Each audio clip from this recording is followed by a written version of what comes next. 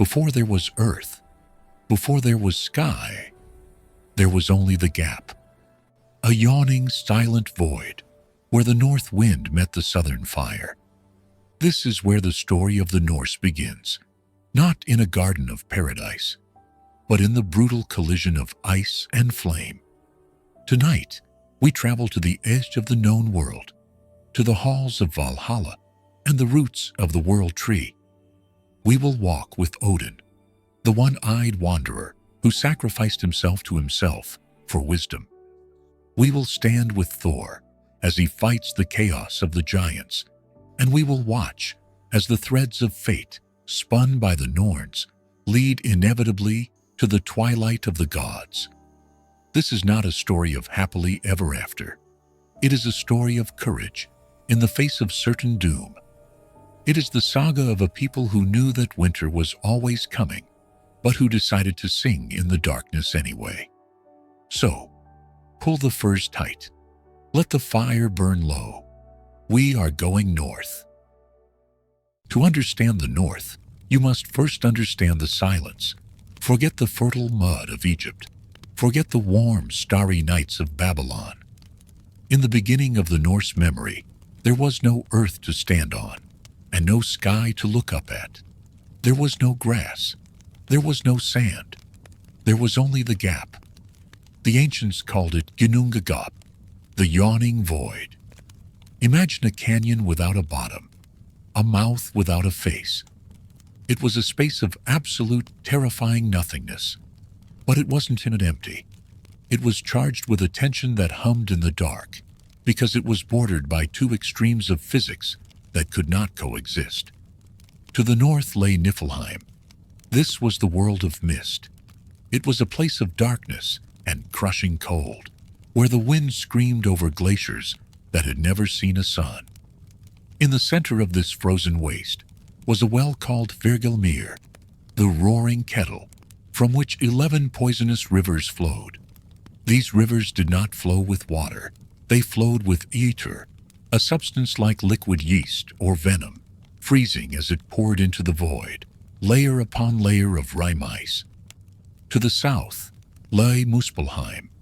This was the world of fire. It was a furnace of blinding light and raging heat, guarded by Surtr, a giant holding a sword of flame. Here, the air shimmered with heat haze, and the ground was made of lava that never cooled. For an eternity, these two worlds stood apart.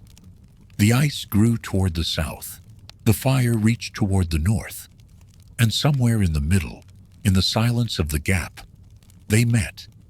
This is the moment of creation, not a command, but a chemical reaction. Listen to the sound. It is the hiss of steam rising from a glacier. It is the crack of thermal shock. As the hot wind from Muspelheim touched the rime ice of Niflheim, the ice did not just melt, it sweated, it dripped. And in that slush, in that gray slurry of thawing poison and heat, the first spark of life occurred. It was not a beautiful process. It was a fermentation. The drops coalesced. They thickened. They took on a heavy, slumbering shape. From the dripping ice rose Ymir. Ymir was not a god. He was a Jotun, a giant. He was vast, as large as a continent, a chaotic mass of biological potential. He slept in the slush, and as he slept, he sweated. From the heat of his left armpit, a male and a female grew. From the friction of his feet, a six-headed son was born. This creates a vivid, disturbing picture of the Norse view of nature. Nature is prolific. It is monstrous. It grows in the damp and the dark, unthinking and unstoppable. But Ymir was not alone. The melting ice revealed a second shape, a shape of sustenance. It was a cow, Audumla. She was as massive as the giant, her breath steaming in the cold air. From her udders flowed 4 rivers of milk, enough to feed the massive hunger of Ymir. But the cow needed to eat, too. There was no grass in the gap. There was only the ice. So Audumla licked the rhinestones. She licked the salty ice of the boundary, and as she licked, she acted as the first sculptor. On the first day, her tongue uncovered hair. On the second day, a head. On the third day, a whole man. His name was Buri. He was beautiful, strong, and tall. He was the grandfather of the gods. Now the stage was set for the first conflict. On one side, the family of Buri, the Aesir, the gods of order and shape. On the other, the brood of Ymir, the giants, the forces of chaotic growth. Buri had a son named Bor, who married a giantess named Bestla, and they had 3 sons, whose names would echo until the end of the world: Odin, Vili, and Ve. These 3 brothers looked around the gap. It was crowded. It was dark. Ymir and his children were multiplying, filling the void with their noise and their bulk. There was no room to build anything. There was no stable ground. So, the 3 brothers made a decision. It was a cold, pragmatic choice, the kind a farmer makes when the herd grows too large, or a carpenter makes when he needs wood. To build a home, they had to dismantle the obstacle. They attacked Ymir. The battle was brief and total. The gods slew the primeval giant. The myth tells us that the blood flowed from Ymir's wounds in such a torrent that it created a flash flood, a deluge of gore that drowned the entire race of frost giants, save for 2 who escaped in a hollowed-out tree trunk to breed again in the dark. Now there was silence again in the gap. But it was a different kind of silence. It was the silence of a butcher shop after the work is done. Odin and his brothers stood over the carcass of the giant. They didn't mourn. They went to work. They treated the body of Ymir not as a corpse, but as raw material. This is the ultimate atmospheric pragmatism of the Norse. Use what you kill. They dragged the body into the center of the gap. They took his flesh, the heavy, cold meat of the giant, and molded it into the soil. When you walk on the earth today, you are walking on the muscle of Ymir. They took his bones, the great femurs and ribs, and snapped them. They piled them up to make the mountains and the cliffs. They took his teeth and the splinters of his shattered bones and scattered them to make the rocks, the boulders, and the scree. They took his blood, the endless ocean of it, and poured it into a ring to create the sea. The water that surrounds us is a wound that never healed. Then they looked up. The sky was still an open void. They took Ymir's skull, the massive curved dome of white bone. They lifted it up, straining under the weight, and set it over the earth to form the heavens. To keep it from falling, they caught 4 sparks from Muspelheim and assigned 4 dwarves to hold the corners. Their names are the directions of our compass: Nordi, north; Sudri, south; Austri, east; and Vestri, west. Finally, they took his brains. They threw the gray matter into the air, a final grisly offering to the void. It drifted and clumped together, not into stars or sun, but into something far more mundane and yet pervasive: the clouds. It is a dark Norse joke that underscores the bleak worldview of the ancient Northmen. The weather is so often gloomy and oppressive because it is fundamentally made of the dead giant's heavy, melancholic thoughts, forever staining the sky. The very atmosphere is a perpetual memorial to a violent act of creation. The construction of the world, though messy and born of violence, was nearing its completion. But a fundamental element was still missing: light. The cosmos was still shrouded in perpetual, unmoving darkness. To remedy this, Odin reached into Muspelheim, the realm of pure, destructive fire, a journey that risked the total annihilation of all their labors. With immense courage and divine power, he grabbed the flying sparks and fiery embers that danced in the primordial blaze. He then meticulously pinned these captured fragments of celestial fire to the inside surface of the skull sky, creating the countless twinkling lights we know as the stars. He further selected two great incandescent coals, massive and brilliant, to serve a grander purpose, to make the sun and the moon. He didn't simply hang them still, but set them upon magnificent chariots, destined to race across the immense curve of the sky in an eternal frantic pursuit, forever chased by the relentless cosmic wolves Skuld and Hati. This eternal chase ensured the cyclical movement of day and night, a dynamic rhythm for the newly formed world. Yet, even with the lights set and the foundation laid, the wise gods knew that the danger remained palpable, always and ever present. The original frost giants, those few who had survived the apocalyptic flood of Ymir's blood, lived on. They existed out in the deepest, most frigid distance of the cosmos, in a desolate realm of ice and shadow. This place was ominously named Utgard, which translates to the outer enclosure, the enclosure that lies beyond the civilized limits. They were not merely distant, they were always watching, their hearts consumed by an undying hatred for the new gods and their ordered world, always attempting to seize the chance to unleash a new wave of cold and chaos, to freeze the world again, back into its primal silent state. So, in an act of necessity and self-preservation, Odin took a final protective measure. He built a great, unbreachable wall.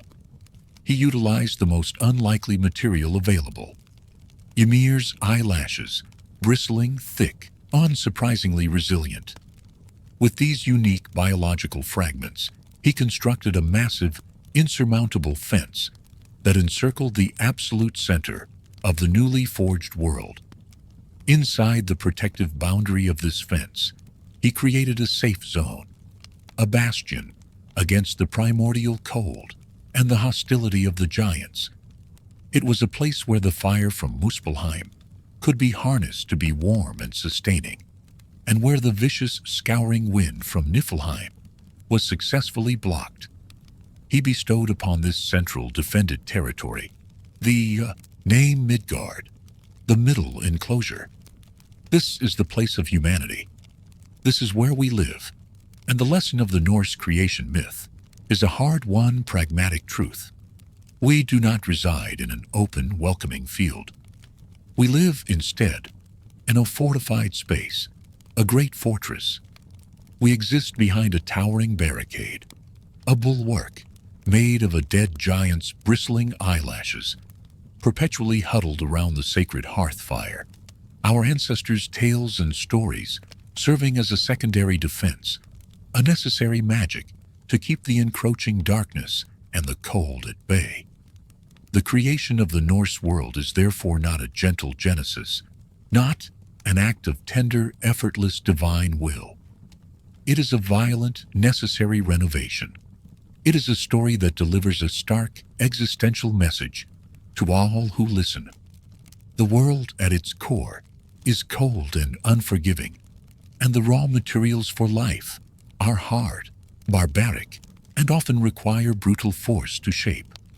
But if you possess the fundamental will to use the sacrificial knife and the titanic strength required to lift the very skull of the enemy, you can, with defiant effort, carve a sustainable, warm, and temporary place for yourself in the absolute void of the cosmos. The gap of Ginnungagap is physically closed. The house of mankind is built and sealed.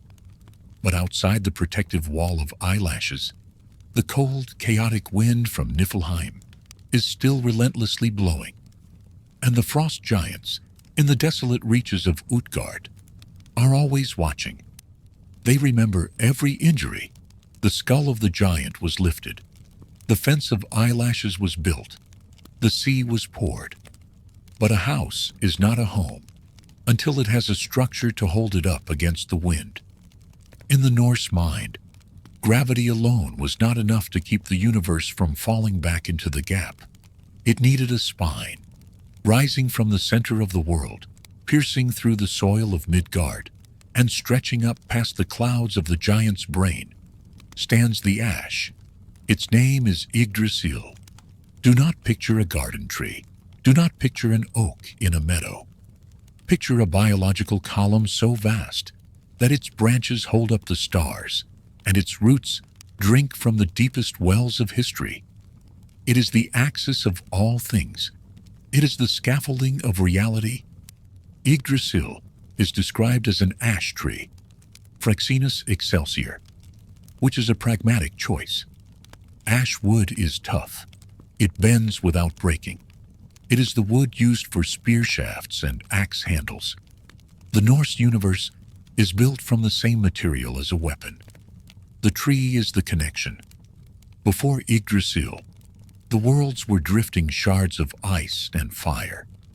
The tree binds them together into a system. It creates the geography of the 9 realms. To understand the North, you must understand this map. It is not a flat map. It is a vertical one. The high branches high in the crown of the tree, bathed in the light of the sun chariot, lies Asgard. This is the realm of the Aesir. It is not a heaven of fluffy clouds. It is a fortress. It is a place of golden halls, high walls, and constant military readiness. Odin looks out from his tower, Hlidskjalf, watching the world below. Thor feasts in his hall, Bilskirnir, the largest house ever built. Connecting Asgard to the rest of the tree is the Bifrost. We call it the Rainbow Bridge, but the Norse called it the Trembling Path. It is made of fire and water. It is fragile. It is a bridge that is destined to break. The trunk descend the trunk, past the weather and the clouds, and you reach the middle level. Here lies Midgard, our home, the middle enclosure. We live in the shade of the great branches, protected by the barrier of mountains and the ring of the ocean. But we are not alone in the middle. To the east, across the water, lies Jotunheim, the land of the giants.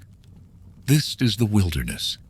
It is the place of deep forests, jagged peaks, and chaotic magic.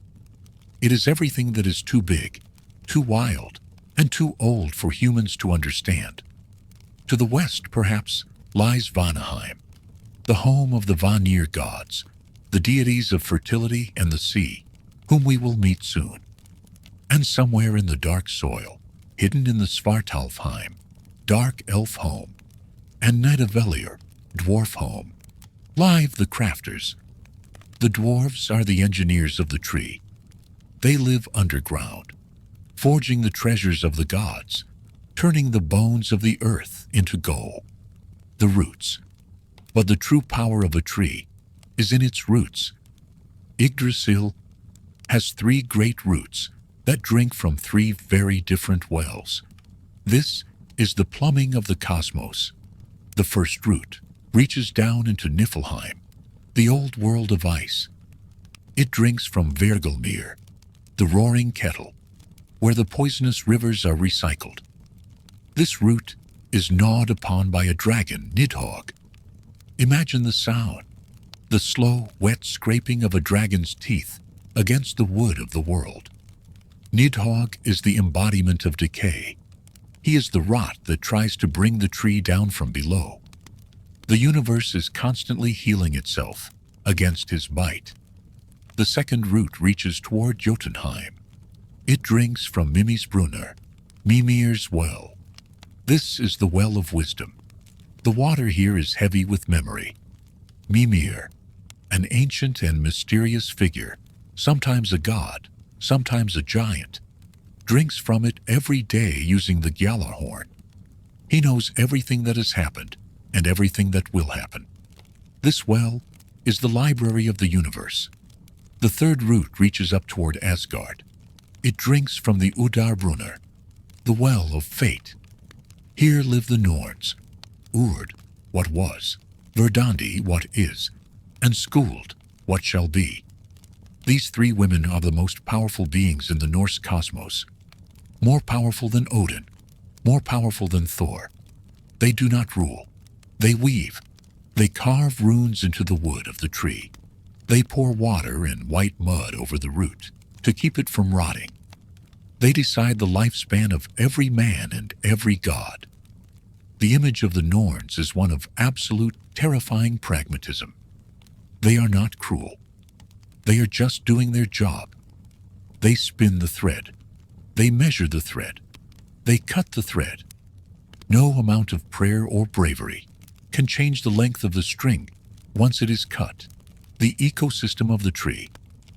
The most fascinating part of Yggdrasil is that it is not just a static structure.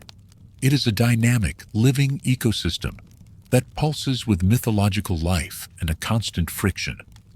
It is, in essence, infested with creatures that embody the forces of creation and destruction, life and decay.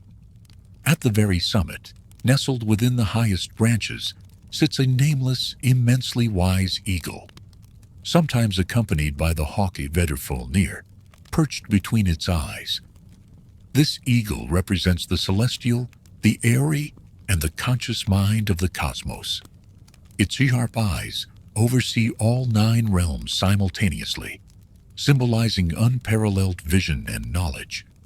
In stark contrast to the life and light above, deep down, at the very roots that reach into the icy, misty realm of Niflheim and the primordial well of Ymir, lies the colossal, terrifying dragon Nidhogg, whose name chillingly translates to the Malice Striker, or the one who strikes with malice. Nidhogg constantly and relentlessly gnaws at the foundational roots of the world tree. This monstrous serpent is a perpetual, inexorable force of primordial darkness, decay, and destruction. It symbolizes the inevitable erosion caused by time and the ceaseless, chaotic, and entropic forces that fundamentally seek to undermine and undo the creation and order represented by Yggdrasil. The dragon's action is not a momentary threat, but an eternal slow-motion siege against the very structure of the cosmos. And running tirelessly up and down the colossal, rough-hewn trunk of the ash, bridging the vast and unyielding gap between these two eternal antagonists, the wise eagle in the heavens and the malicious dragon in the dark roots is the frenetic squirrel named Ratatoskr, whose name fittingly means drill tooth or boar tooth. Ratatoskr is far more than a mere insignificant creature. He is the swift, scurrying, and volatile embodiment of cosmic gossip, necessary tension, and the constant flow of information between the highest and lowest points of existence. With manic energy, he races down the trunk to the subterranean domain of the dragon, where he loudly spits out the eagle's perceived insults and the scornful, arrogant remarks from the airy heights. Then, just as quickly, he sprints with incredible speed back up the immense bark to the eagle, where he enthusiastically reports the dragon's mocking, malicious threats and his guttural curses. Why does Ratatoskr maintain this incessant and quite toxic dialogue?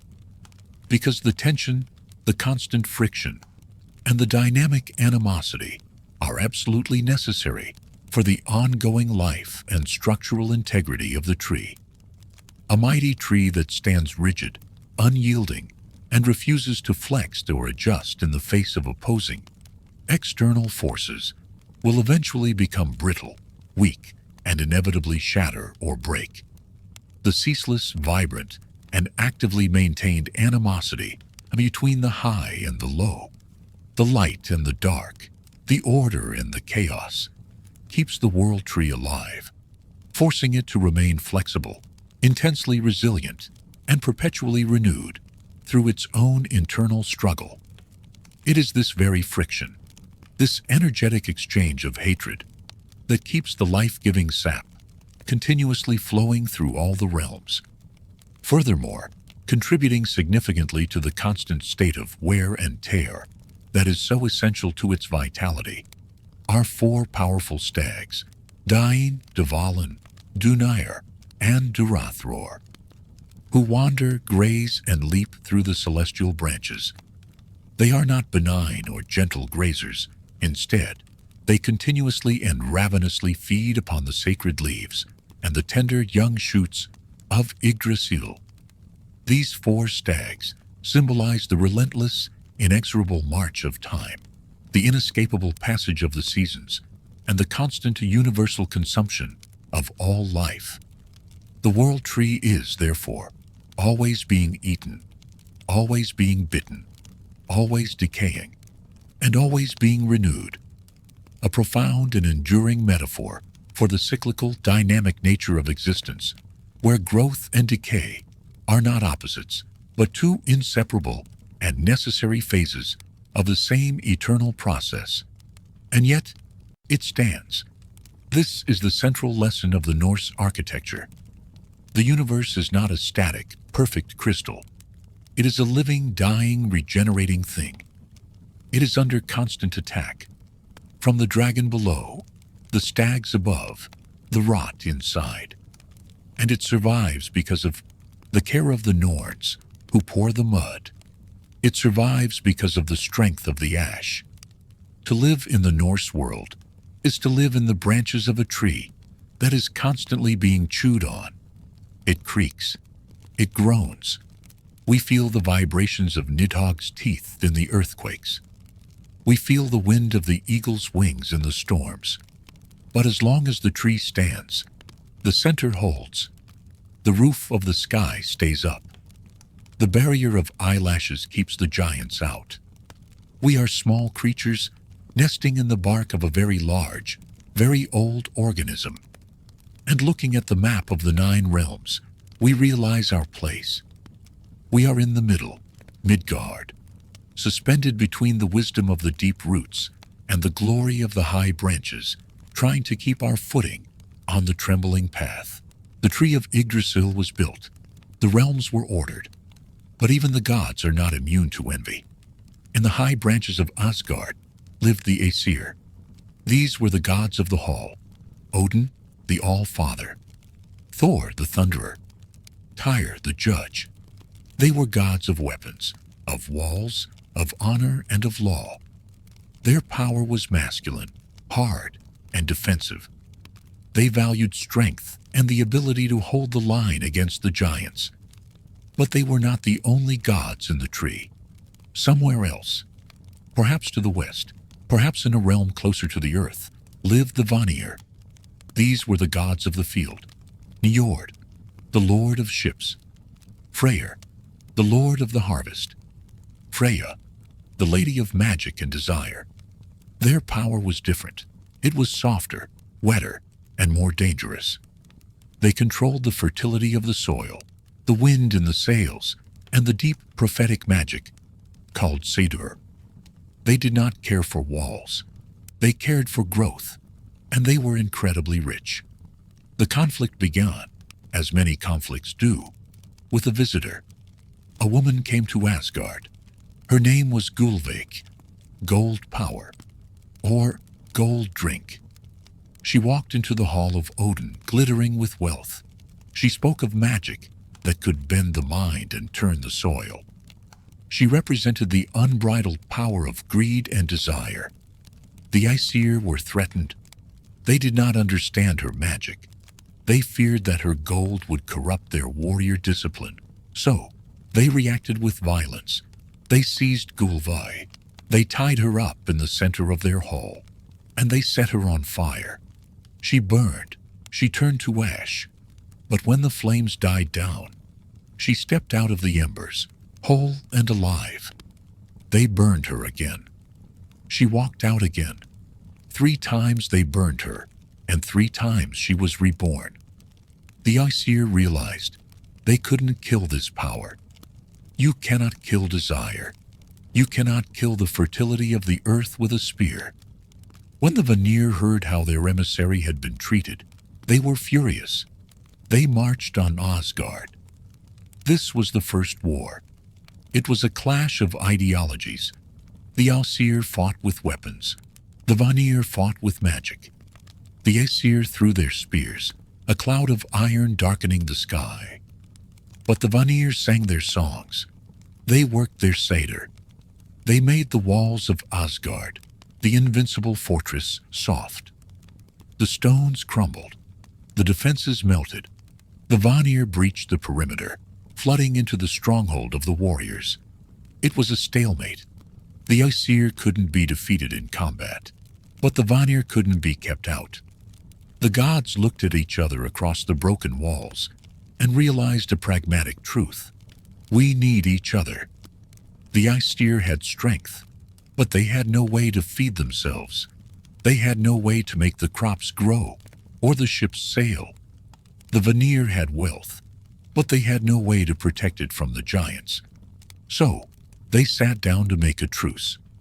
In the Norse tradition, a truce is not just a piece of paper.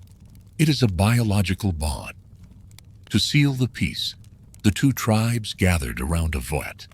One by one, every god, Aesir and Vanir, stepped forward and spat into the vessel. Their saliva mingled. The DNA of the warrior and the wizard merged. From this mixture, they created a being called Kvasir, the wisest man who ever lived, a living symbol of their unity. But they went further. To ensure the peace would hold, they exchanged hostages. They swapped their best people. The Vanir sent their finest to live in Asgard. Njord, the older wise sea god. Freyr, his son, who brought the rain and the sun. And Freya, his daughter, the most beautiful and dangerous of them all. This was the moment Asgard became complete. Freya taught Odin the magic of Surtr, the ability to see the future and alter the threads of fate. Freya brought prosperity, so the warriors would never starve. In exchange, the Aesir sent Ymir, a god of silence and presence, and Mimir, the wisest of the Aesir, to live with the Vanir. There is a dark footnote to this exchange, a reminder of the brutality of the North. The Vanir grew suspicious of Ymir. He was handsome and tall, but he rarely spoke unless Mimir whispered in his ear. The Vanir felt cheated.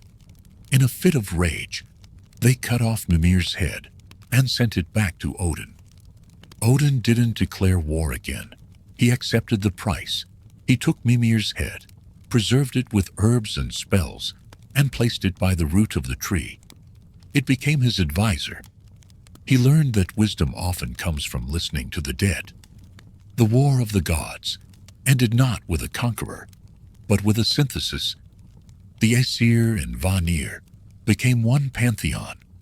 The walls of Asgard were rebuilt, stronger than before. But now, inside the fortress, the fields grew green, and the magic of the Vanir hummed in the air. This segment teaches a vital lesson for survival. You cannot live by the sword alone. You need the plow. You need the magic. And sometimes, to build a lasting peace, you have to let the enemy into your house and learn their songs. In most mythologies, the king of the gods is a figure of unassailable perfection. Zeus sits on his throne, with his lightning bolt, confident and whole. Ra sails across the sky in his golden bark, the undisputed master of the sun. But in the north, the king is different. Odin, the All-Father, is not a god of comfort. He's a god of restless anxiety. He is the wanderer. Picture him not on a golden throne, but walking down a lonely road in Midgard. He wears a wide-brimmed hat to hide his face. He wears a blue cloak stained with the dust of travel. He carries a spear, Gungnir, not as a weapon of war, but as a walking stick. And if you look closely under the brim of his hat, you see the scar. He has only one eye. This is the defining image of Norse wisdom. To see everything, you must be willing to give up half of your vision. The story of Odin is the story of a god who knows that the end is coming. He knows about Ragnarok. He knows the wolf Fenrir will swallow him. And so, he spends his entire existence gathering knowledge, hoarding magic, and preparing his defenses, hoping against hope that he can change the ending of the story. His quest began at the roots of the World Tree, deep in the cold earth of Jotunheim. The land of the giants lay Mimir's Mimir's well. The water in this well was not ordinary water. It was the distilled memory of the universe. It contained the history of every leaf that had ever fallen, and the whisper of every word that had ever been spoken. The guardian of the well was Ymir, the wise one, whose head, you recall, was sent back to Asgard after the Vanir War. Ymir drank from the well every day, using the Gjallarhorn, the ringing horn. He was older than the gods, and he knew the price of things. Odin approached the well. He was tired. He was thirsty for understanding. "Let me drink," Odin said. "I need to see what is coming." Ymir looked at the young king of the gods. He did not bow.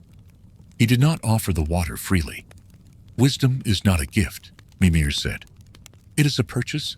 What will you pay?" Odin offered gold. Ymir refused. Odin offered power. Ymir refused. "To see the truth," Ymir said, "you must sacrifice a part of yourself." He pointed to Odin's eye. Pause to feel the weight of this choice. Odin was the most beautiful of the gods, radiating a fierce, majestic perfection that set him above all others. He was whole, complete, an embodiment of physical and intellectual supremacy. To gouge out his own eye was an act of profound self-mutilation, a catastrophic choice that would forever mar his divine perfection. It was to willingly accept a crushing, blinding pain, not as a fleeting sensation, but as a permanent, undeniable companion etched onto his very being. But Odin, the All-Father, did not hesitate. His gaze was fixed on the prize, the wisdom that lay dormant in the well's depths. With a resolution that chilled the air, he took the terrible step. With his own hand firm and unwavering, or perhaps with the razor-sharp edge of a knife cut by the wise Ymir, he forcefully removed his right eye from its socket. He dropped the eye into the silent black water of the well. It sank, a final pearlescent object, through the dark and ancient liquid, its sightless form staring hauntingly up at him from the deepening gloom. And only then, once the sacrifice was complete and irrevocable, did Ymir, the guardian of the wisdom, fill the great horn to the brim. Odin took the horn and drank. The water was not the sweet nectar one might expect of a divine draught. It was profoundly cold, ancient, and bitter, carrying the taste of all forgotten things. But as the liquid hit his throat and coursed through him, the very fabric of the world changed. His single remaining physical eye still saw the familiar world, the massive trunk of Yggdrasil, the rough texture of the rocks, the fleeting shapes of the clouds. But his empty, weeping socket, the absence of an eye, now saw far deeper. It saw the hidden, luminous threads of fate being woven by the Norns. He saw the vivid, unalterable tapestry of the past, the brutal reality of the present, and the grim, inevitable shadows of the future. With a clarity that was both a gift and a curse, he saw the full, terrible inevitability of his own death at Ragnarok. He left the well as the one-eyed god, forever changed, forever marked. He was now also known as Grimnir, the Masked One, the Hooded One, a title signifying his hidden, profound knowledge and the painful burden of his sacrifice. But one sacrifice was not enough to satisfy his hunger for power and control. The water of Mimir's well gave him the immense, world-encompassing knowledge of what would happen, but it did not grant him the potent, shaping power to change it or defend against it. For that, he needed a greater, more fundamental magic. He needed the runes. The runes were not a mere alphabet for writing songs or stories. They were the primal magical symbols, the crystallizations of the forces that governed the fundamental architecture of the cosmos. To master the runes was to master reality itself, to know how to instantly heal a grievous wound, how to magically blunt the edge of any sword in battle, how to calm the most violent, wind-whipped storm with a single uttered sign. But these secrets were not easily given. They were hidden deep within the foundational fabric of reality, accessible only to those rare few who had deliberately and utterly touched the cold embrace of death itself. So Odin made his second great sacrifice. He sacrificed himself to himself. He traveled to Yggdrasil, the wind-swept tree. He climbed into the branches. He took his spear, Gungnir, and stabbed himself in the side. And then he hanged himself. For 9 days and 9 nights, the king of the gods hung from the tree. No one brought him bread. No one brought him a horn of water. He swung in the cold wind, bleeding, dying, staring down into the dark waters of the well of Urd. Below the roots, I know that I hung on a windy tree 9 long nights, wounded with a spear, dedicated to Odin, myself to myself, on that tree of which no man knows from where its roots run. This is the central mystery of the Odin cult. It is a shamanic initiation. He crossed the threshold of death. He emptied himself of ego, of comfort, of life itself. And at the end of the 9th night, as his vision faded and his breath stopped, the runes revealed themselves. They flashed in the dark water below. With a final scream of effort, Odin reached down. He grasped the runes. He tore them from the void. The rope broke. He fell to the earth, screaming but alive. And now he was the master of magic. He could speak the words that bind and the words that loose. This segment teaches us the most important lesson of the Wanderer. Wisdom is suffering. You cannot learn the deep truths of the world while sitting comfortably in a hall. You have to go out into the wind. You have to be hungry. You have to give up a part of your vision to see the whole picture. Odin returned to Asgard, but he was never the same. He sat on his high seat, Hlidskjalf, with his 2 ravens, Hugin, Thought, and Munin, Memory, flying out into the world every day to bring him news. He sat with his 2 wolves, Geri and Freki, greedy and ravenous, feeding them the meat from his table, because he no longer ate. He only drank wine, the drink of poets and madmen. He was the All-Father, yes, but he was also the solitary god, the one who knew too much, the one who looked at his beautiful son Baldur and saw the shadow of the mistletoe, the one who looked at his strong son Thor and saw the poison of the serpent. He gathered the souls of the slain warriors, the Einherjar, into Valhalla, not for a party, but for an army. He was preparing for the long defeat, and he did it with the grim determination of a man who has already looked into the well and seen his own end. Odin sits in his high tower, watching the threads of fate. But down in the mud of Midgard, where the farmers live, the gods feel much closer. To the ancient Norsemen, the world was a constant battle between the cultivated, the farm, and the wild, the forest. And standing on the border between the two, holding the line, was Thor. Thor is not the distant intellectual god that his father Odin is. Odin is a god for kings and poets. Thor is a god for the man with dirt under his fingernails. Picture him. He is not a polished statue. He is a massive red-bearded wall of muscle. He smells of sweat, ozone, and goat. He is loud. He eats an ox for dinner and washes it down with 3 casks of mead. He is excessive in everything he does. He possesses three treasures that define his power. First, Mjolnir the Crusher, the hammer with the short handle. It is not a weapon of war so much as a tool of labor. It smashes the rocks. It clears the fields. It breaks the skulls of the giants who try to freeze the crops. Second, Jörmungandr, the belt of strength. When he puts it on, his divine power doubles. Third, Jörmungandr, the iron gloves. Because Mjolnir is red-hot and heavy, and even a god needs protection to wield it. Thor is the idealized image of the Viking farmer. Strong, loyal, quick to anger, but fundamentally protective. He is the storm that breaks the drought. But a storm is a blunt instrument, and the universe is complicated. Sometimes you cannot smash your problem with a hammer. Sometimes you have to outwit it. And so, walking beside the Thunderer, often in his shadow, is Loki. Loki is the most difficult figure in the pantheon to classify. He is not an Aesir, though he lives with them. He is not fully a giant, though his father was one. He is the blood brother of Odin, bound by an ancient oath.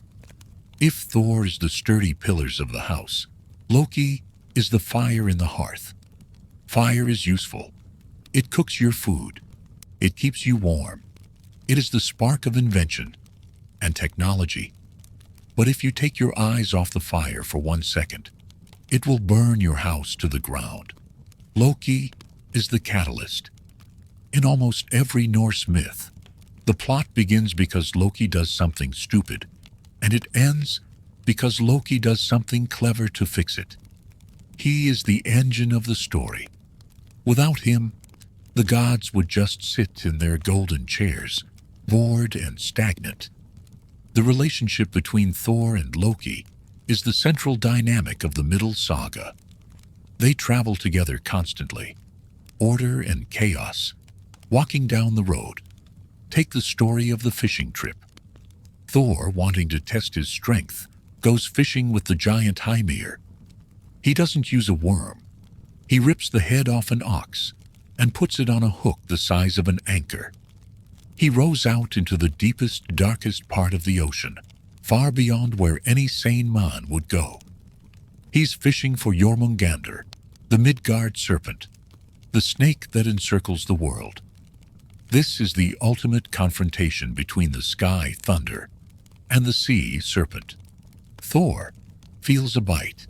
He pulls. The sea boils. The boat nearly capsizes. The head of the serpent, dripping with poison, eyes burning like coals, breaks the surface. Thor raises his hammer. This is it, the chance to kill the great enemy. But Ymir, the giant, is a pragmatist. He's terrified. He sees the boat sinking. He sees the ocean rushing in.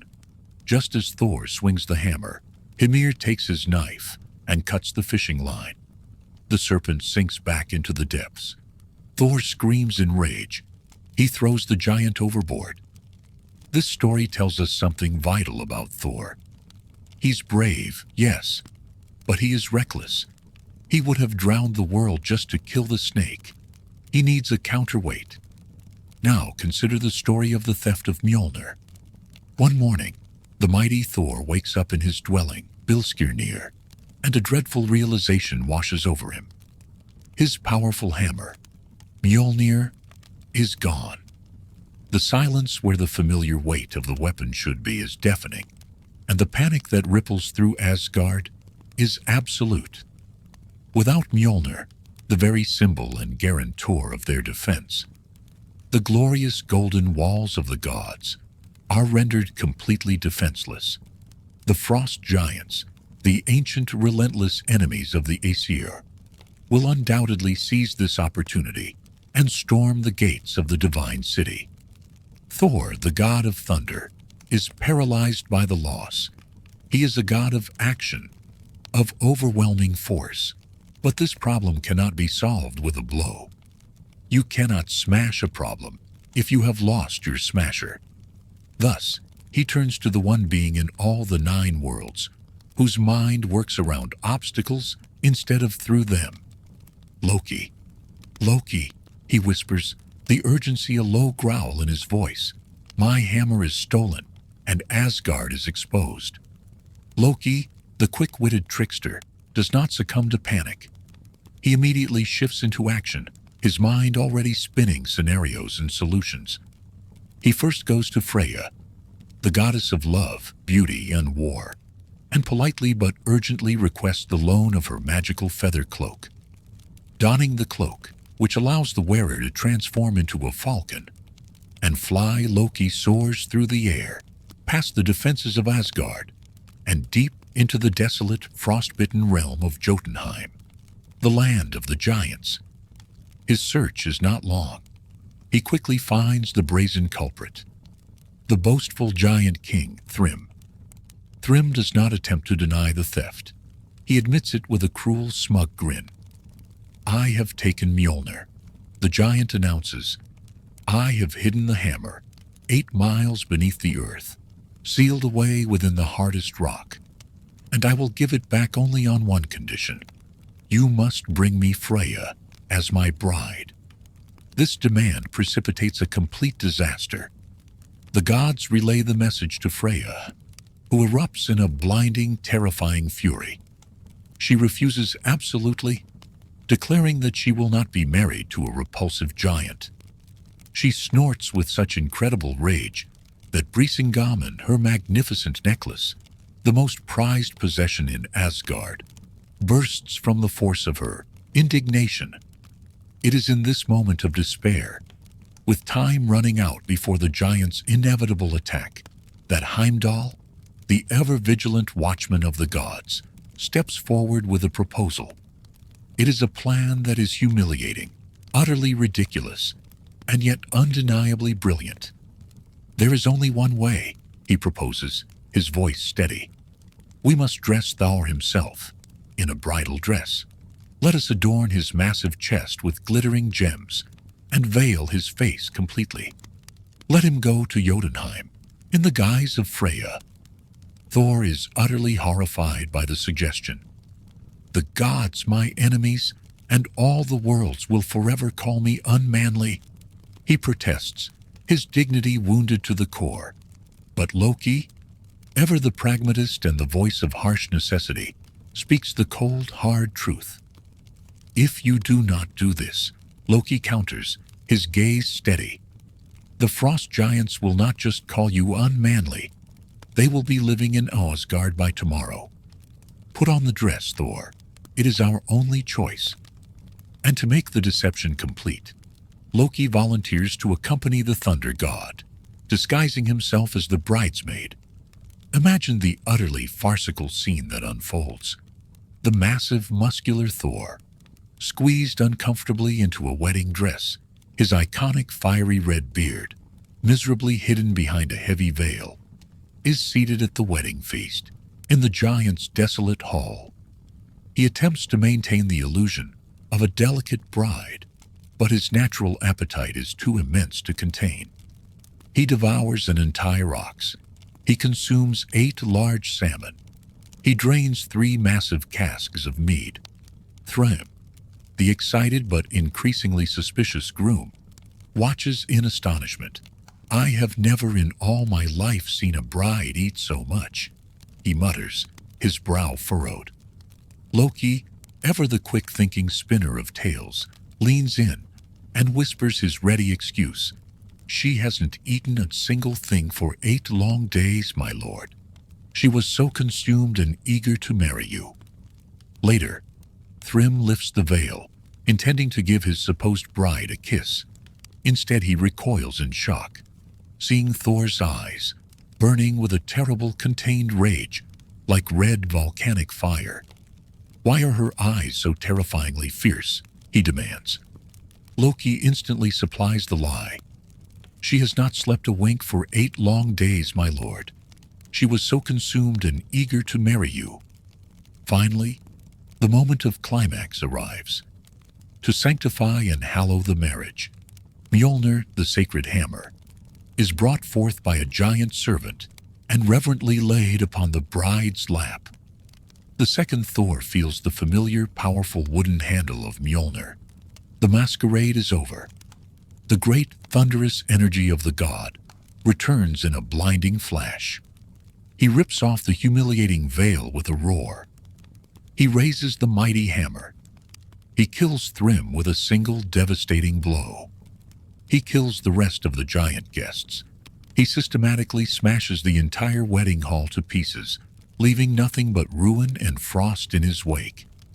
It is a violent, bloody ending, perfectly in character for the god of thunder.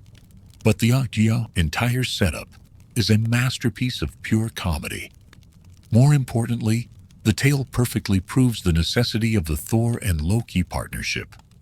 Thor possessed the sheer strength and divine power to kill the giants, but he never would have successfully retrieved the hammer without Loki's cunning, his silver tongue, and his willingness to endure the necessary, if ridiculous, humiliation.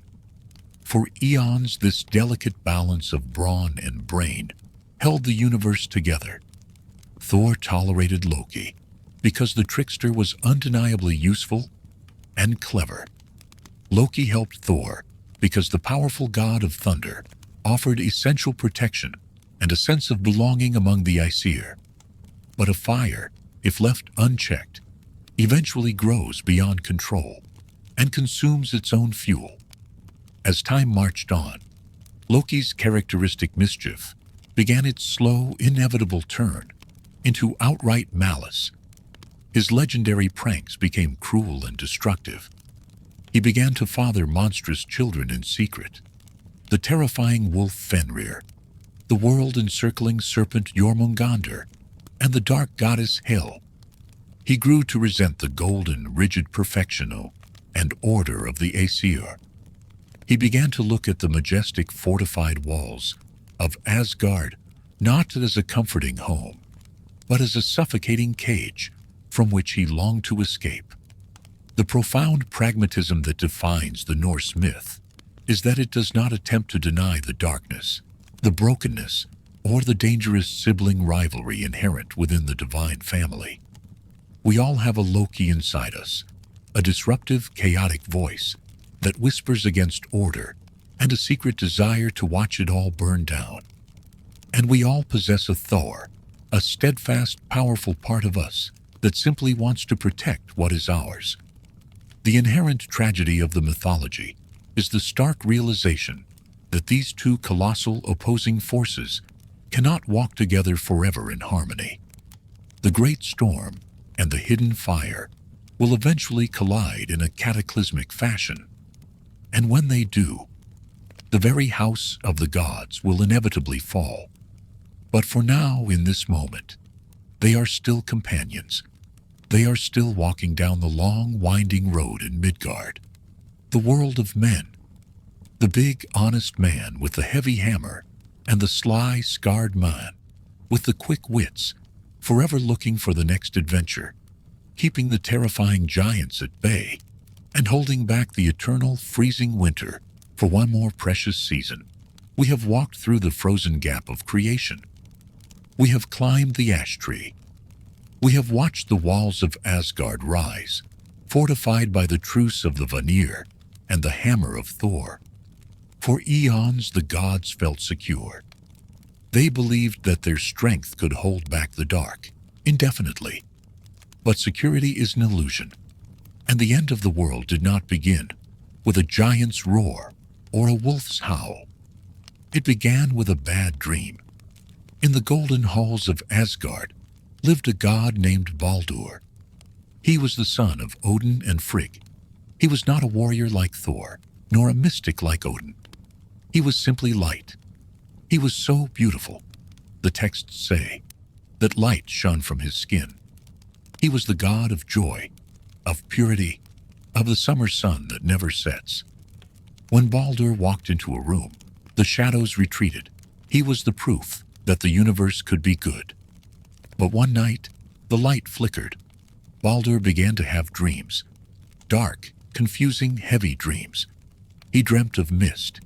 He dreamt of silence. He dreamt of his own funeral pyre burning on the sea. When he woke, The shadows did not leave his face.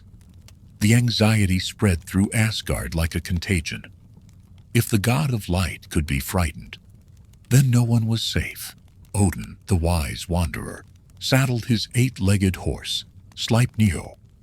He rode down into the cold mist of Niflheim, to the grave of a dead vulva, a seeress. He raised her from the dead with necromancy, to ask her the meaning of the dreams. Her voice, dry as dust, confirmed the fear. The mead is brewed for Baldur. The shield stands ready. His death is coming. Odin returned with the bad news, but Frigg, Baldur's mother, refused to accept it. Frigg is the goddess of the hearth, of spinning, of foresight. She is the ultimate mother. She decided to use her power to hack the laws of fate. She would not let her son die. She set out on a journey. She traveled through all the 9 realms. She did not ask for mercy. She asked for a contract. She went to the fire. Swear you will not burn Baldur. The fire swore. She went to the water. Swear you will not drown Baldur. The water swore. She spoke to the iron in the mountains. She spoke to the stones on the road. She spoke to the trees in the forest. She spoke to the snakes in the grass and the diseases in the air. Imagine the sheer pragmatism of this. It was a comprehensive insurance policy for a living being. She bound every element of physics to a vow of harmlessness. When she returned to Asgard, she was triumphant. She had beaten fate. Baldur was invincible. To celebrate, the gods invented a new game. They took Baldur to the Thingstead, the assembly field. He stood in the center, shining and smiling. Thor threw a rock at him. The rock bounced off harmlessly, refusing to bruise his skin. Tyr struck him with a sword.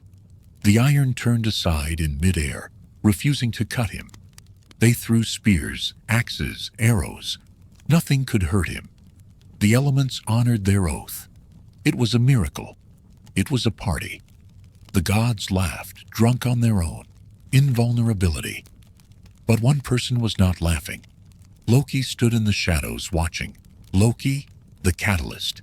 Loki, the entropy. He looked at Baldur, and he didn't see beauty. He saw stasis. He saw a game that was rigged, and he felt a cold, gnawing envy. Why should one being be exempt from the laws of nature? Loki disguised himself as an old woman. He hobbled to Fenrir, the hall of Frigg. He sat by her spinning wheel and began to gossip. "It is amazing," the old woman said. "The gods are throwing weapons at your son, and he is not hurt." Frigg smiled, proud of her work. "Yes, I have exacted an oath from everything." "Everything?" Loki asked. "Everything," Frigg said. "Well, except for one thing. West of Valhalla, there grows a little bush, a sprout called mistletoe. It seemed too young to swear an oath. It was just a baby. I did not bother to ask it. There it was. The oversight, the crack in the wall. Frigg had ignored the mistletoe because it was small. She had underestimated the weak. Loki left the hall. He went west of Valhalla. He found the mistletoe, a parasite, growing on the bark of an oak. It was soft and green. It had no hardness. But Loki was a craftsman. He took the twig. He sharpened it. He hardened it in the fire. He turned the harmless sprout into a dart. He returned to the assembly field. The game was still going on. The gods were throwing heavier and heavier objects, cheering as they bounced off Baldur. On the edge of the circle stood Hodr. Hodr was Baldur's brother. But while Baldur was light, Hodr was darkness. He was blind. He stood alone, listening to the laughter, unable to participate. Loki stepped up behind him. "Why don't you throw something at your brother?" Loki whispered. "I cannot see him," Hodr said. "And I have no weapon." "I will guide your hand," Loki said. "You should honor him like the others. Here, Take this wand." Loki placed the mistletoe dart in the blind god's hand. He pointed Hodor's arm toward the sound of Baldur's laughter. "Throw," Loki said. Hodor threw. The mistletoe flew across the circle. It did not turn aside. It had sworn no oath. It struck Baldur in the chest. It pierced him through. The god of light fell. The silence that followed was heavier than the creation of the world. It was the silence of a heart, stopping. The gods stared. They could not process it. The impossible had happened. The sun had gone out. Loki slipped away into the dark. The grief of the gods was absolute.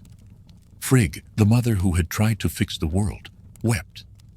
But she wasn't done fighting. She asked for a volunteer to ride to Helheim, the land of the dead, and ransom her son's soul. Hermod, another son of Odin, volunteered. He took Sleipnir, the fastest horse, and galloped down the dark road to the north. While Hermod rode, the gods prepared the funeral. This was the greatest funeral in mythology. They took Baldur's ship, Hringhorni, the Ringhorn. It was the largest ship ever built. They laid Baldur's body on a pyre on the deck. Beside him, they laid his wife, Anna. Her heart had burst with grief, and she died standing next to his corpse. They sacrificed his horse and his hounds. Odin walked up to the pyre and whispered a secret into his dead son's ear, a secret no one else knows, and placed his gold ring, Draupnir, on Baldur's chest.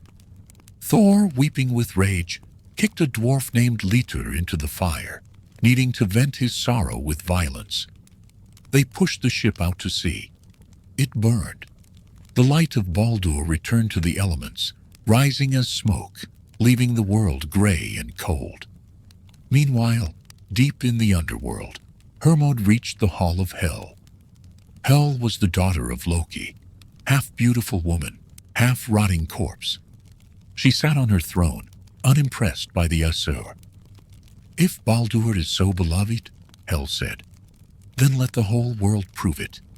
If everything in the world, alive and dead, stone and tree, weeps for him, I will send him back. But if one thing refuses to weep, he stays with me." It seemed like a chance. Hermod rode back with the news. The messengers went out. "Weep for Baldur," they cried. And the world wept. The humans wept. The animals wept. The stones wept. You can see this today. When stones are taken from the cold into the heat, they sweat. That is the tears of the rock for Baldur. The messengers were returning home, triumphant. They had done it. But then, in a dark cave, they found a giantess named Thok. It was Loki in his final disguise. "Weep for Baldur," they asked. The giantess looked at them with cold, dry eyes. "Thok will weep dry tears for Baldur's burial," she said. "Let Hel keep what she has." She refused to weep. The condition was broken. The ransom failed. The gates of Hel slammed shut forever. Baldur remained dead. This is the moment the Norse gods realized they were doomed. The death of Baldur was not just a tragedy. It was a signal. It was the first domino. With the god of light gone, the winters would grow longer. The bonds of kinship would fray. The oaths Frigg had gathered were proven useless against the malice of one traitor. Loki fled, but his days of friendship with Thor were over. The gods would hunt him down. They would bind him. But it didn't matter. The damage was done. The golden age of Asgard was over. The twilight had begun. The mistletoe had struck. The funeral ship had burned. The weeping of the world had failed. With the death of Baldur, the golden age of the Aesir was broken, and the universe began its slow, inexorable slide toward the dark. The Norse did not believe that the end would come as a surprise. They believed it would come as a season. It begins with the weather. In the high north, winter is the enemy. It is the wolf scratching at the door, and the prophecy tells of a winter that doesn't end. It is called Fimbulwinter, the mighty winter. Imagine a year where the snow begins to fall in October, and it doesn't stop in April. The sun rises, but it is pale and sick, giving no heat. The drifts pile up against the eaves of the longhouses. The cattle freeze in the stalls. The ships remain locked in the harbor ice. Then, a second winter comes, with no summer in between, and a third. This is the climatic collapse of the Norse world. As the resources dwindle, the social contract breaks. The bonds of kinship, which held Viking society together, snap under the pressure of hunger. The Voluspa, the prophecy of the seeress, describes it with chilling clarity. Brothers shall fight and foil each other. Cousins shall sunder their kinship bonds. It is an axe age, a sword age.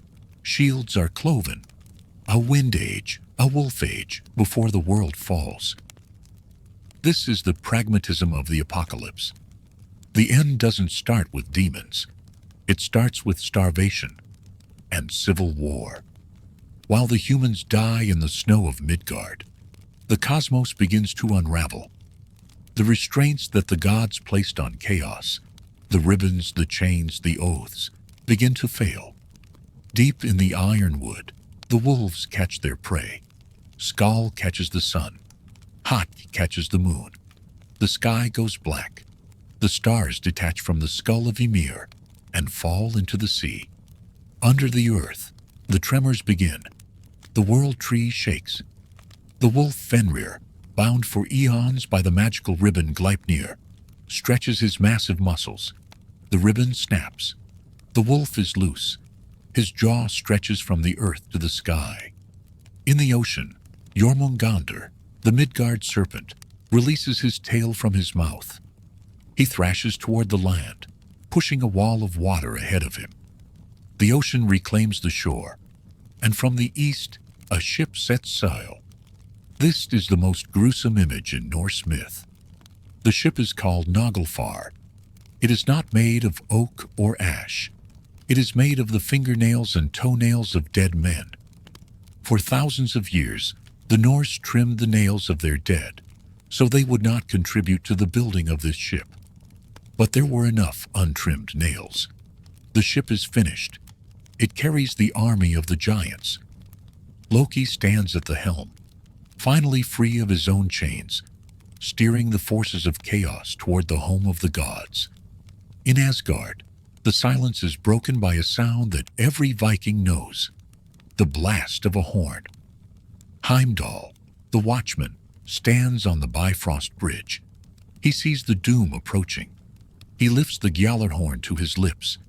He blows its blast so loud, it wakes the 9 worlds. It is the muster call. Odin wakes. He does not panic. He has known this day was coming for thousands of years. He rides one last time to the well of Mimir. He consults the severed head of the Wise One. We do not know what Mimir says, but Odin nods. He knows what he must do. He gathers the Einherjar, the army of dead warriors from Valhalla. They strap on their armor. They march out of the 540 doors of the hall, 800 men abreast. They march to the field of Vigrid. This is the designated battlefield. It is 100 leagues wide and 100 leagues long. The gods do not wait to be besieged. They ride out to meet their fate. The Battle of Ragnarok is not a chaotic brawl. It is a series of destined duels. It is a dance of matched opposites. First, Odin faces Fenrir. This is the battle between wisdom and hunger. Odin, the All-Father, the architect of the world, charges the great wolf. He attacks with his spear Gungnir. But wisdom is no match for entropy. The wolf is too big. He swallows Odin whole. The king of the gods dies not in glory, but in the dark belly of the beast. It is a shocking, humble death. The wisdom of the wanderer is extinguished, but the Norse do not leave a death unavenged. Vidar, Odin's silent son, steps forward. Vidar wears a strange shoe. It is made from the scraps of leather that cobblers throw away when they make shoes, the toe and heel pieces. For eons, the Norse have been saving these scraps to make this shoe. Vidar places his heavy foot on Fenrir's lower jaw. He grabs the upper jaw with his hands. With a grunt of effort, he rips the wolf apart. The devourer is slain by the Silent One. Second, Freyr faces Surtr. Freyr is the god of sunlight and harvest. Surtr is the fire giant from Muspelheim. This is a tragedy of disarmament. Years ago, Freyr gave away his magic sword to win the hand of the giantess Gerd. He gave away his weapon for love. Now, facing the fire giant, he has only a stag's antler to fight with. He fights bravely, but you cannot fight a volcano with a horn. Surtr kills him. The harvest is burned by the fire. Third, Thor faces Jörmungandr. This is the main event. The protector versus the threat. The hammer versus the serpent. Thor does not hesitate. He attacks the snake that encircles the world. The thunder roars. Mjolnir strikes. Thor crushes the serpent's skull. The monster dies. Thor steps back. He has won. He has saved the world. But the serpent breathes one last cloud of poison. Thor takes 9 steps. 1, 2, 3. On the 9th step, the poison reaches his heart. The strongest god falls. He dies alongside his enemy. The storm has blown itself out. One by one, the gods fall. Tyr, the one-handed judge, kills the hound Garm, but dies of his wounds. Heimdall and Loki, the old enemies, kill each other, collapsing in a heap of gold and trickery. The field of Vigrid is silent. The gods are dead. The giants are dead. The armies are destroyed. Then Surtr, the fire giant, raises his sword. He does not just kill the enemy, he kills the stage. He flings fire over the earth. The steam rises. The mountains melt like wax. The ash tree Yggdrasil groans and burns, though it doesn't fall. The flames touch the sky. The universe returns to the state of Muspelheim. It is a cleansing fire. The history of the 9 realms is erased. The earth sinks into the sea. The water rushes in to cover the ash. And then, darkness. This feels like despair. But in the Norse worldview, it is honor. The gods did not run. They knew they would die, and they fought anyway. They stood their ground on the field of Vigrid, because that is what you do. You hold the line, even when the winter is endless, even when the wolf is at the door. Ragnarok is the ultimate expression of the atmospheric pragmatism. It acknowledges that everything, even the earth, even the gods, has a lifespan. The debt of creation, incurred when Odin killed Ymir, has finally been paid. The books are balanced. The noise has stopped. The world is water and silence once more. But the Norse were farmers as well as warriors, and a farmer knows that a forest fire is not the end of the forest. It is the beginning of the next season. Deep in the wood of Holt, hidden in the bark of the world tree, something has survived the fire. The heart of the tree is still beating, and tomorrow, the sun, or rather, the daughter of the sun, will rise again. The fire of Surtr has burned itself out. The steam has dissipated. The screaming of the wolf and the roar of the thunder are gone. For a long time, perhaps centuries, perhaps seconds, there is only the sea. The ocean covers everything. It is a gray, flat mirror, reflecting a sky that has no sun, no moon, and no stars. The world has returned to the state of Nun in Egypt, or the oily brine of Japan. It is a reset. The slate has been washed clean of the blood of gods and the bones of giants. But the Norse did not believe in nothingness. They were people of the land, and they knew that under the snow, the grass is waiting. They knew that after a forest fire, the soil is richer than it was before, and so slowly the water begins to recede. It does not happen with a bang. It happens with a sound like a heavy breath being released. The mountain peaks break the surface, black and steaming. The waterfalls begin to flow, cascading down the new cliffs. The eagles return, circling in the thermal currents, looking for fish in the new streams. The earth rises from the sea. It is green, brilliantly, impossibly green. The fields that grow without sowing. This is Yggdrasil, the shining plain. It is the place where Asgard once stood. The palaces are gone, the walls are gone, but the foundation remains. And walking across this new grass, figures begin to appear. They are not the old gods. Odin is gone, digested by the wolf. Thor is gone, dissolved by the poison. But they left something behind. First come Vidar and Vali. Vidar is the silent god, the son of Odin who killed the wolf. He represents the endurance of nature, the silence of the deep forest that survives the storm.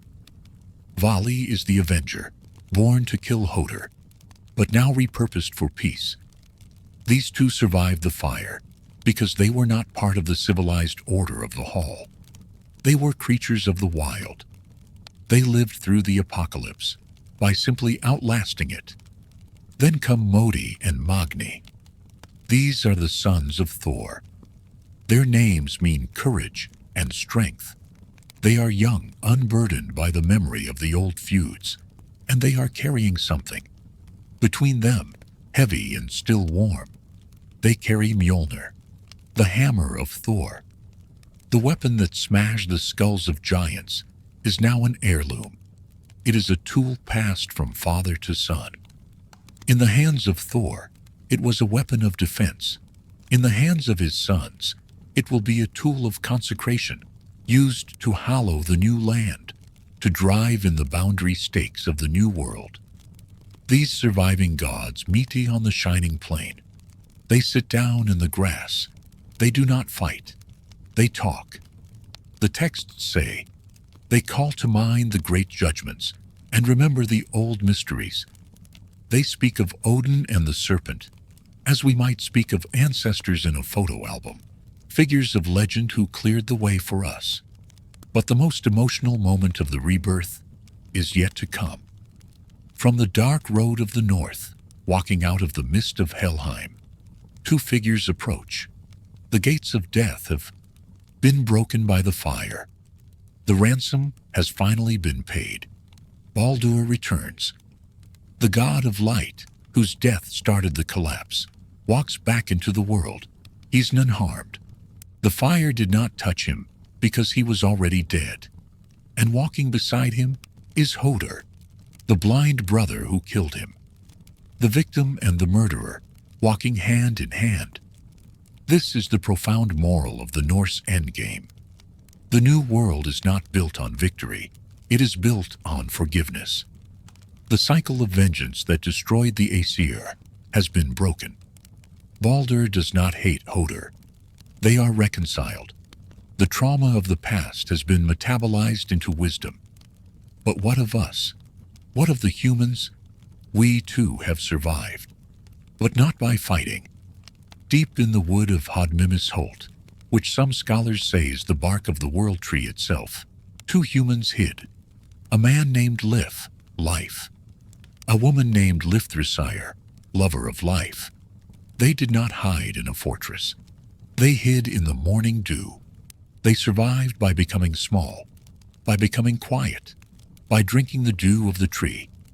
The fire passed over them, although the wolf did not see them. Now, as the earth turns green, they step out of the wood. They look at the new sun. For the sun, before she was eaten by the wolf, gave birth to a daughter no less beautiful than herself. The universe has a new lamp. Lif and Lifthrasir look at each other. They look at the empty, verdant world, and they begin the work of being human again. They will have children. They will build houses. But this time, perhaps, They will build them with the knowledge of what came before. And then, in the final image of the prophecy, the gods find something in the grass. As they walk through the meadow of Yggdrasil, their feet strike something hard and metallic. They kneel down and brush away the dirt. They find the golden game pieces, the tavli. These are the chess pieces, the kings, the berserkers, the wolves, that the Aesir used to play with in the morning of time. Before the first war, before the first grief, the pieces are untouched. The fire did not melt them. The gold does not rust. The gods pick them up. They set up the board. This is not a trivial ending. It is a philosophical statement. The universe is a game. It is a cycle. The pieces are the same. Order versus chaos. Light versus dark. But the players have changed. The game will begin again. The new gods will move the pieces. They will build a new Asgard. Will they make the same mistakes? Will there be another Loki? Another Fenrir? Another Ragnarok? The myth does not say. It simply says that the board is set. But there is one final shadowed note. The Norse were realists to the end. They did not believe in a perfect paradise where evil is erased forever.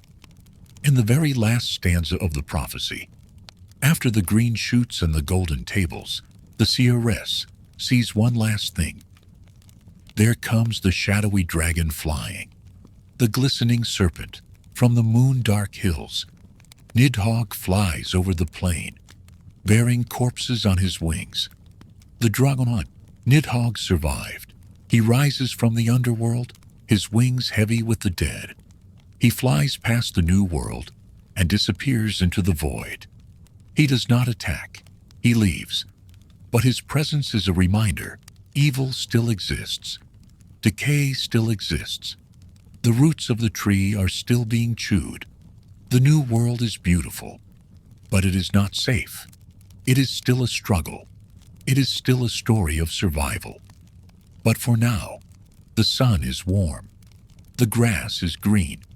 The hammer is safe in the hands of the strong. And the light has returned to the faces of the gods. The long winter is over. The spring has come. And so the game pieces are found in the grass, golden and ancient, waiting for a new hand to play them. The ash of the old world has become the soil of the new. The saga of the North is not a tragedy. It is a promise. It promises that every winter, no matter how long, eventually yields to spring. It teaches us that wisdom is worth the pain, that courage is worth the risk, and that even when the sky falls, life finds a way to hide in the bark of the tree and wait for the morning. We leave the gods to their rest, and the tree to its regrowth. The fire has burned low in our own hall tonight. Thank you for journeying to the roots of the world with us. If these stories have sparked a light in your dark, remember to subscribe to the Wonderium. We are always here, keeping the fire lit and the stories waiting. May your rest be deep, your roots hold firm, and your dreams be green. Sleep well,